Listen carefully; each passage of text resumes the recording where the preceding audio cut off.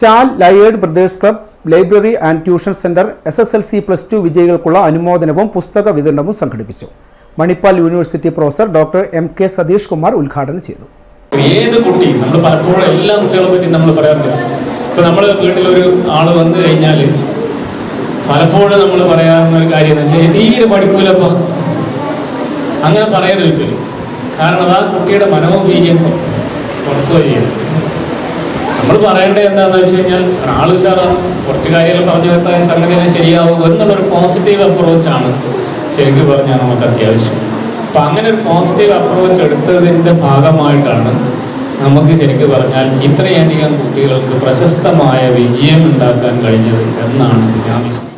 SSLC+2 വിജയികൾക്കുള്ള അനുമോദനവും LKG UKG കുട്ടികൾക്കുള്ള പുസ്തകം, പേന, പെൻസിൽ തുടങ്ങിയവയും വിതരണം ചെയ്തു.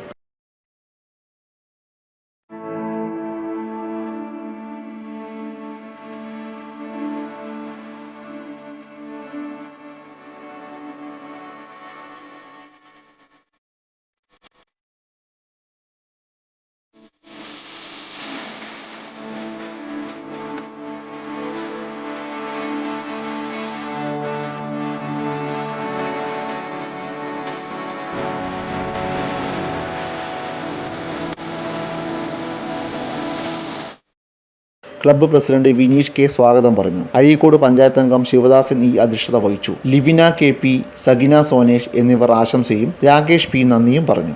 ഏറെ മത്സരം നേരിടുന്ന ഇന്നത്തെ വിദ്യാഭ്യാസ മേഖലയിൽ ലയൺ ബ്രദേഴ്സ് ക്ലബ്ബ് A+ വാങ്ങിയ SSLC കുട്ടികൾക്കും A+ വാങ്ങിയ +2 കുട്ടികൾക്കും അനുമോദനം നൽകുന്നുണ്ട്. ഇതിനൊക്കെ ട്യൂഷൻ സെൻ്ററായും ലൈബ്രറിയായും പ്രവർത്തിക്കുന്ന ആ ക്ലബ്ബിൽ ട്യൂഷൻ കൊടുക്കുന്ന ടീച്ചർ നമ്മോടൊപ്പം ഉണ്ട്. അവർ ഓരോ കുട്ടികളുടെയും വിദ്യാഭ്യാസ നിലവാരം, ഇന്നത്തെ സാഹചര്യം എല്ലാം നമ്മളോട് പറയും. ലയൺ ബ്രദേഴ്സ് ട്യൂഷൻ സെൻ്ററിൻ്റെ ആഭിമുഖ്യത്തിൽ ഞാനൊരു 6 വർഷമായി ക്ലാസ് കൈകാര്യം ചെയ്യാൻ തുടങ്ങിയിട്ട്. നമ്മുടെ ഈ പ്രദേശത്തെ കുട്ടികളാണ് കൂടുതലായും നമ്മുടെ സ്ഥാപനത്തിൽ എത്തുന്നത്.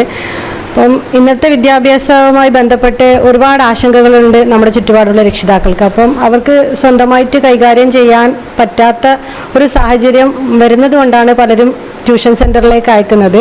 അപ്പോൾ ട്യൂഷൻ സെൻ്റർ കൈകാര്യം ചെയ്യുന്നവർക്കായാലും ഈ പാഠ്യപദ്ധതി എങ്ങനെയാണ് മുന്നോട്ട് കൊണ്ടുപോകേണ്ടതെന്ന് അറിഞ്ഞിരിക്കണം. അല്ലാതെ പഴയ ഒരു പാഠ്യപദ്ധതി രീതി അനുസരിച്ച് പഠിപ്പിക്കാൻ നിന്നാൽ ഇന്നത്തെ രീതിയിൽ അത് ഒരു പ്രാവീണ്യം ഉണ്ടാവും. ഇല്ലാത്ത ആൾക്കാർ കൈകാര്യം ചെയ്ത് കഴിഞ്ഞാൽ നമുക്കൊന്നും എന്താ പറയുക, നമുക്കൊരു ഇമ്പ്രൂവ്മെൻറ്റും കുട്ടിയിൽ കാണാൻ പറ്റില്ല. അപ്പോൾ ആ രീതിയിൽ കൈകാര്യം ചെയ്യാൻ നമുക്ക് സാധിക്കുന്നുണ്ട്. നമ്മൾ ഈ പാഠ്യപദ്ധതി ഫോളോ ചെയ്യുന്നവരായതുകൊണ്ട് തന്നെ നമ്മൾ അതിനനുസരിച്ച് തന്നെയാണ് കുട്ടികൾക്ക് ക്ലാസ്സുകൾ നൽകി പോകുന്നത്. ഇപ്പം നമ്മൾ 1ാം ക്ലാസ് മുതൽ ഏകദേശം 10ാം ക്ലാസ് വരെയുള്ള കുട്ടികൾക്ക് തന്നെ ക്ലാസ് കൊടുക്കുന്നുണ്ട്. നേരത്തെ ഇവിടുന്ന് പഠിച്ചിറങ്ങിയ കുട്ടികൾക്കെല്ലാം ഉന്നത വിജയം കൈവരിക്കാൻ സാധിച്ചിട്ടുണ്ട്, SSLC പരീക്ഷയിലായാലും +2 പരീക്ഷയിലായാലും.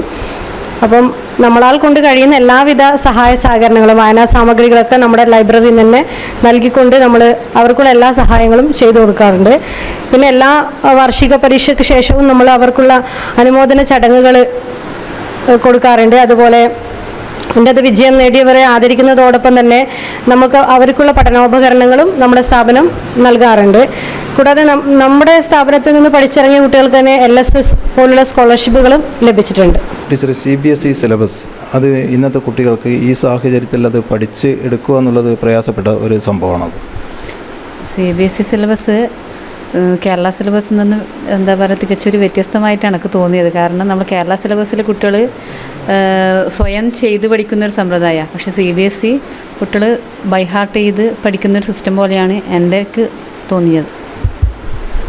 ലയൺസ് ബ്രദേഴ്സ് ക്ലബ്ബ് പോലുള്ള സ്ഥാപനങ്ങൾ നമ്മളുടെ സമൂഹത്തിൻ്റെ ഒരു മുതൽക്കൂട്ട് തന്നെയാണ്. അവർക്ക് ഇനിയും ഇതുപോലുള്ള അനുമോദനങ്ങളും മറ്റ് സാമൂഹിക പ്രവർത്തനങ്ങളും നടത്താൻ കഴിയുമാറാട്ടെ. ക്യാമറമാൻ രഞ്ജിത്തിനൊപ്പം ജയദേവൻ, സിറ്റി ന്യൂസ്, കണ്ണൂർ.